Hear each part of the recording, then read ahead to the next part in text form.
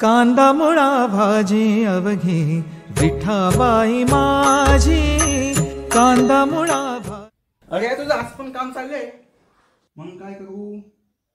अरे आज मोठी एकादश आहे ना, आज आहे देवाचा वार, म्हणजे देवाची सेवा कर थोडीशी, तू पुण्य भेटेल. अबे सेवा चालली माझी, देवाची सेवा होते फक्त मंदिरात. अच्छा, आणि कोण सांग तुला कोणत्या पुस्तकमा कोणत्या ग्रंथमा असं लिहिले की सेवा फक्त देवाच्या चरणी होते असं?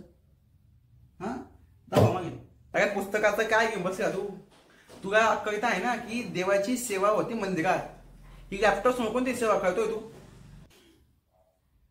भोळ्या तू मूर्ख होता आणि मूर्खाचा शिकवू. अरे देव सुद्धा म्हणे जायले काय होत ते, कर्म करीत जा रे भावा त्यातच विठोबा नावा.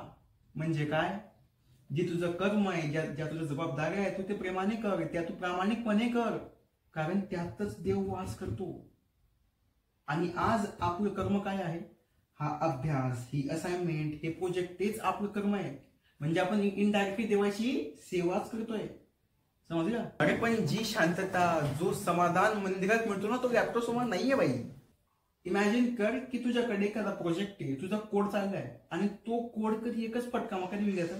फटकामा मीन्स कधी एकाच ट्राय मध्ये कधी रन झाला तर किती भारी वाटे, तू किती गारवाटी म्हणाले. तीच शांतता, तोच समाधान त्या प्रत्येक भक्ताला असतो जेव्हा तो त्याच्या माऊलीच्या चरणावर डोकं ठेवतो. आणि तसंही संत सावतामध्ये बोलायचे यार की कांदा मुळा भाजी आणि अवघी विठाबाई माझी. शिकणार पोरा, शिकणार नागड पोळा देवाले.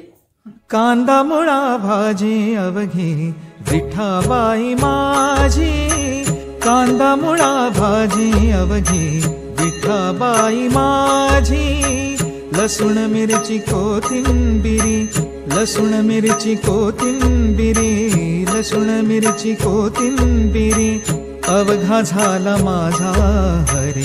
लसूण मिरची कोथिंबिरी अवघा झाला माझा